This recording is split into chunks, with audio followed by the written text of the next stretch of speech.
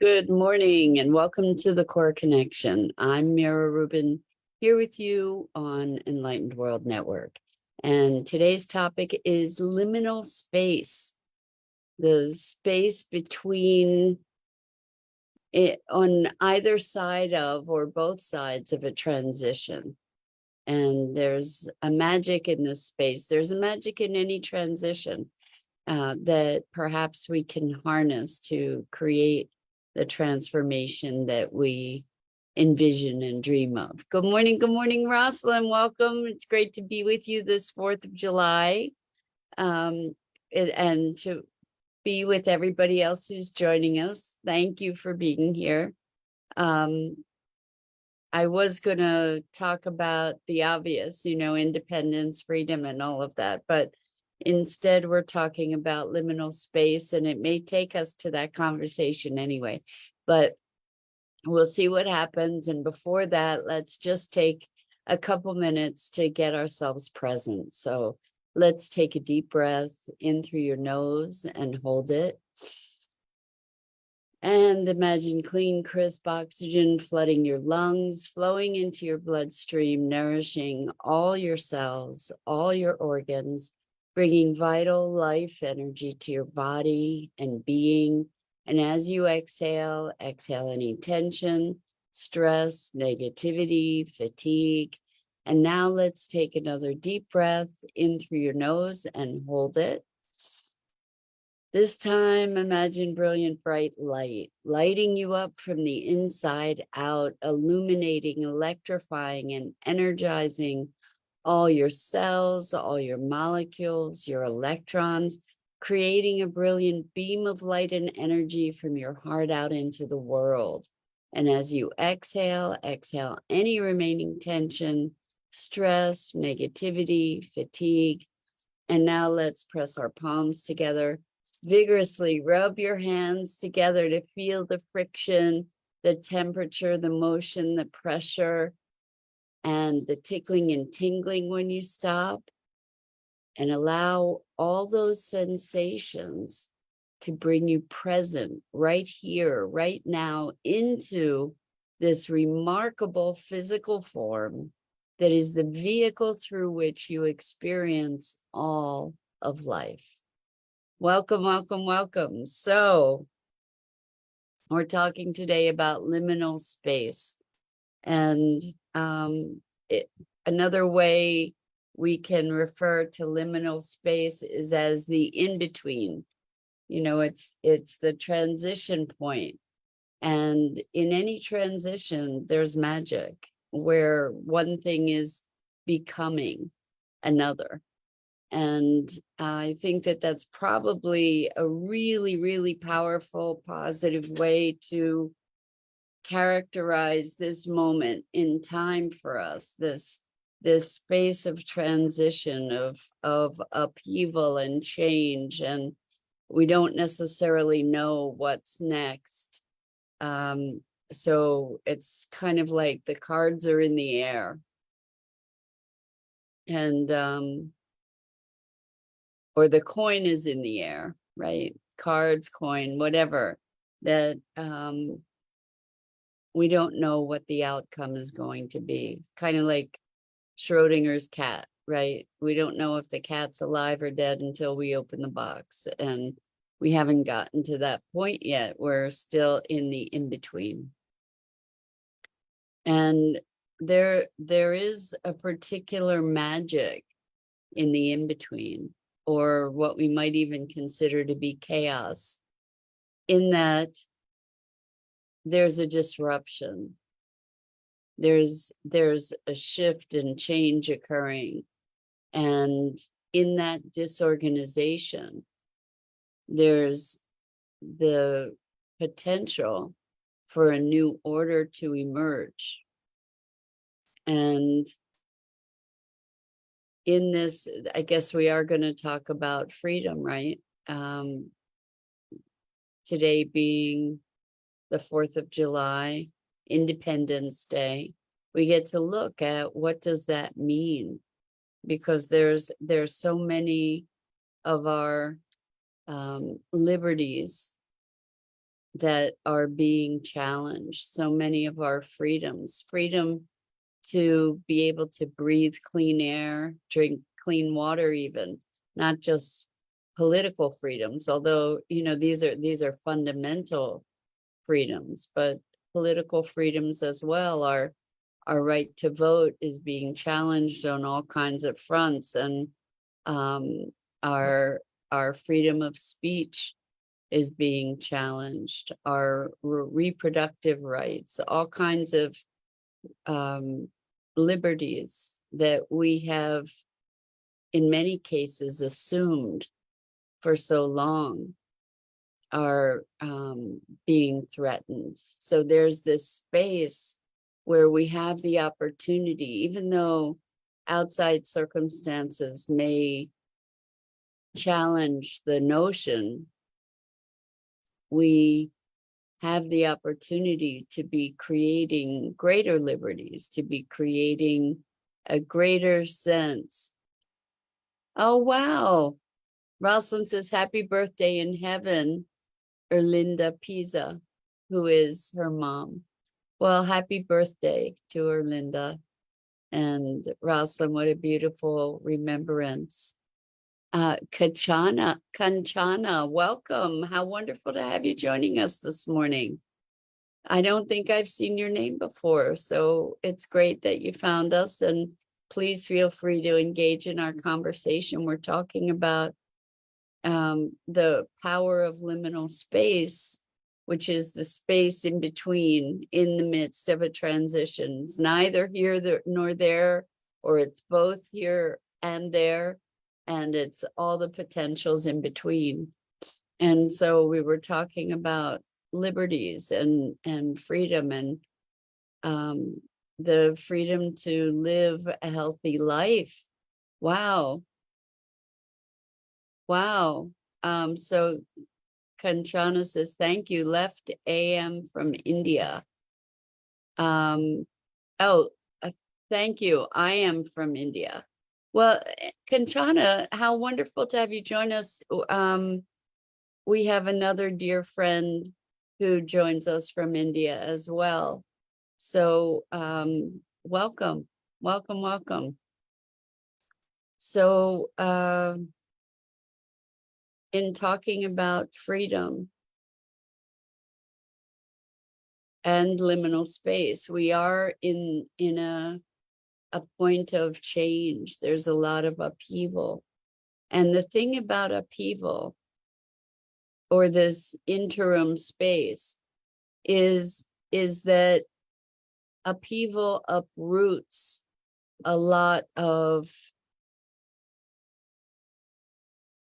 traditions, a lot of assumptions, and our experience can be one of chaos. In that chaos, where things are flying, at least what's happened is that the standard supports, the standard structures are being shifted. There's a potential for that shift and change. And in that potentiality, this liminal space allows us to access all these different components or elements to structure something new. It actually even allows us to generate something new. And one way of considering the liminal space is almost as a dream space. If we look at the space between waking and sleeping, that very rich place of presence where we have access to other dimensional awareness, where we're in a semi-conscious dream. Some people might say that that's our lives, that's how we live our lives. But in this semi-conscious dream state, we can bring forth potentials, ideas, visions that are otherwise inaccessible. And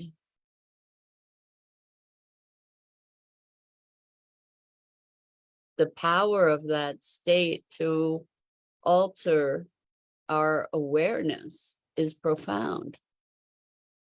And not only our awareness, but this is a space, this liminal space between waking and sleeping is a space where we might have visions that actually alter our way of being on a core level, that the profundity of those awarenesses and revelations and experiences allow us to shift at our very core, as there's sort of a suspension of our common way of thinking and being.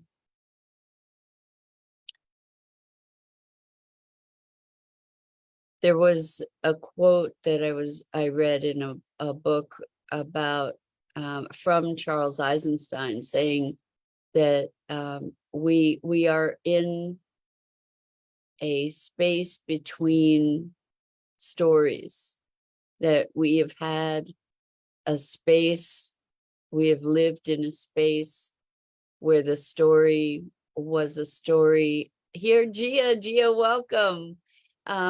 So good morning and good evening. So Kanchana, Gia is our other friend from India. Gia Kanchana is from India. So what an amazing opportunity and a special day to have 2 out of the 3 people who are commenting today be from India. That's beautiful. How funny. Anyway,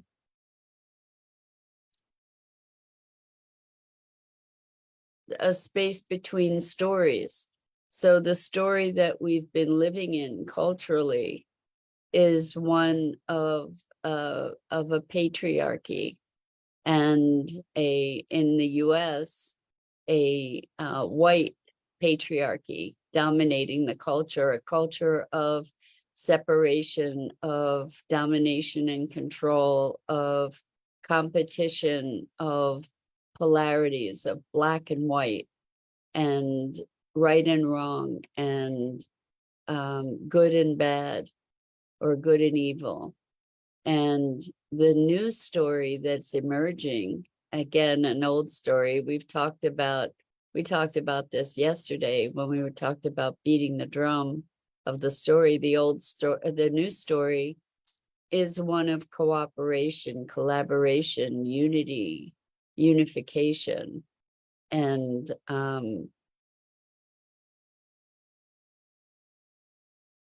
in the space between,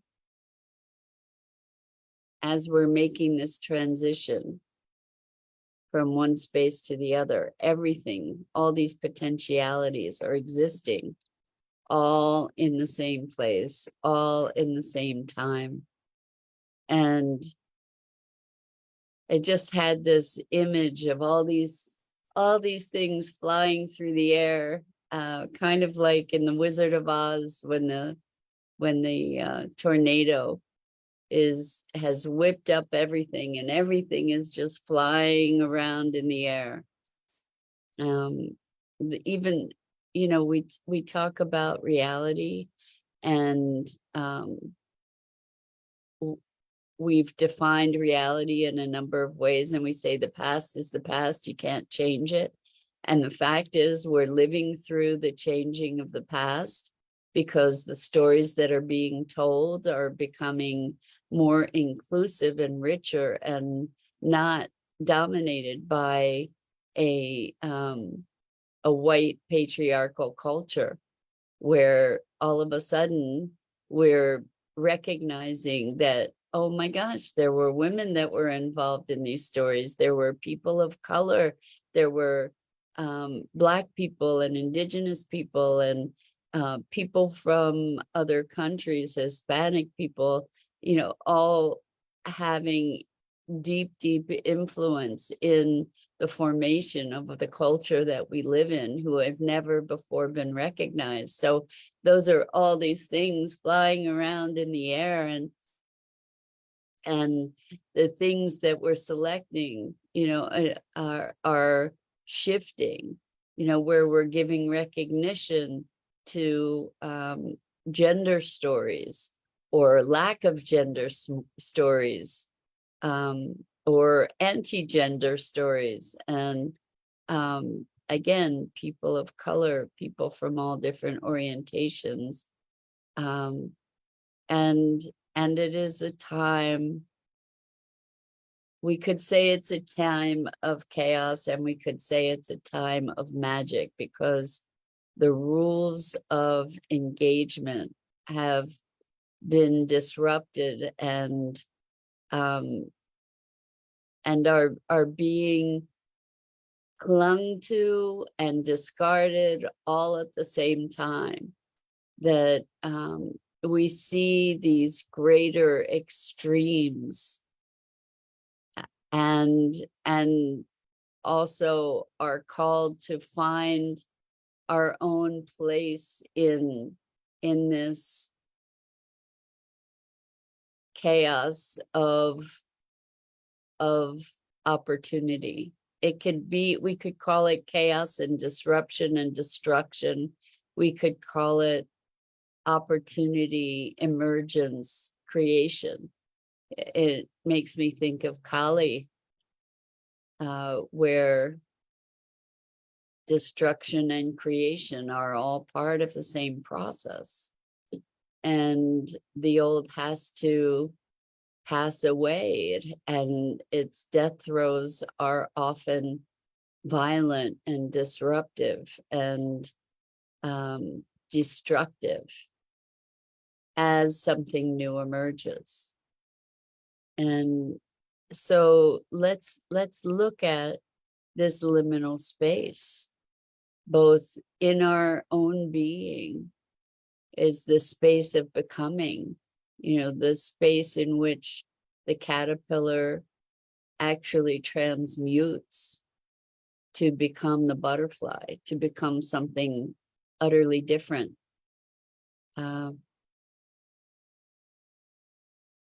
Apparently, the caterpillar, it becomes nothing but goo with imaginal cells, I think they're called, that emerge into a butterfly.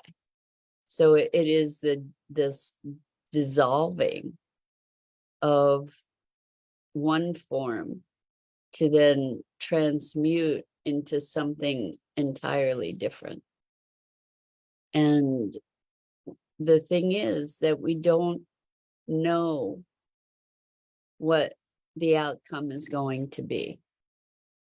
And that's why beating our drum, being present to our core, committing to the light, and to possibility is so important, because that intention, that intentionality, that clarity, that commitment, that vision, that dream is what is going to help to sort all the chaos, is going to help to create a new structure, new order of things, a new foundation.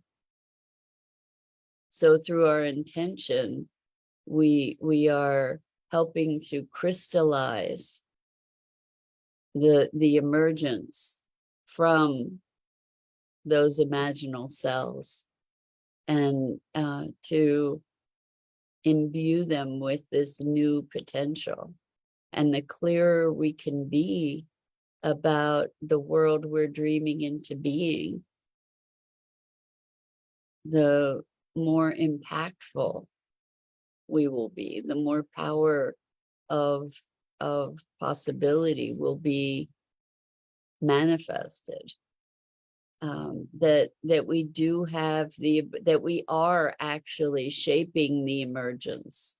We can be doing that in a conscious way by holding center, by being present, by being connected, by beating the drum of connection, collaboration, unity, communication, and re-educating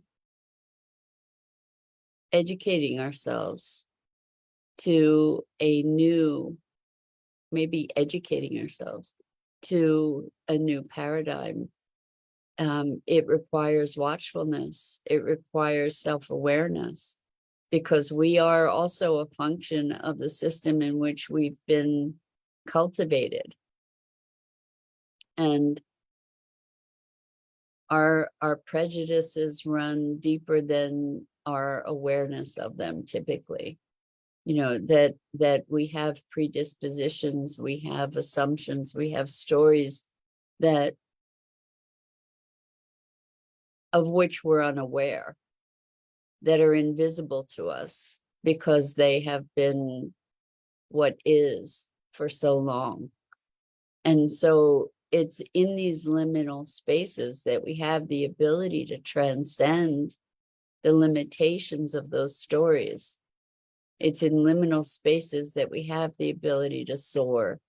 Literally, in those spaces, we can become a bird or a dragon or a butterfly or a star. We can become anything. We're not bound by the limits of our rationality or our programming. And that's where revelation comes. That's where deep clarity comes. That's where the voice of our soul is able to sing out and ring out and alter our being at a molecular level even. That's where we get to harness the wisdom of the divine, you know, where we can sometimes be graced to touch that and be touched by it, be moved by it, be transformed by it. And we can access these spaces. I mean, this is also something that we can access in meditation or through traditional ceremony, medicine ceremonies, and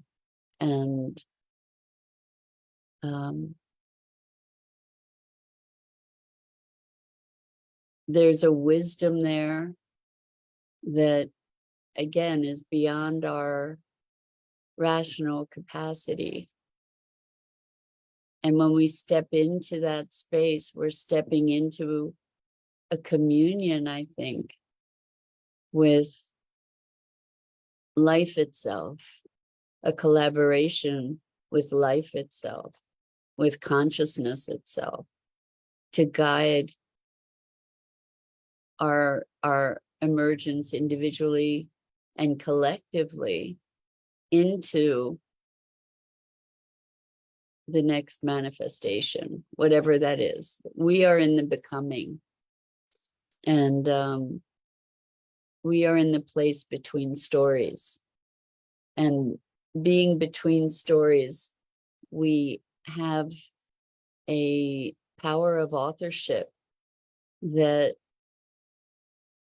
is very, very special and magical and powerful. There's an energy in this moment of time in which we're living that is an energy of creation. It makes me think of the churning waters of the ocean and the roiling skies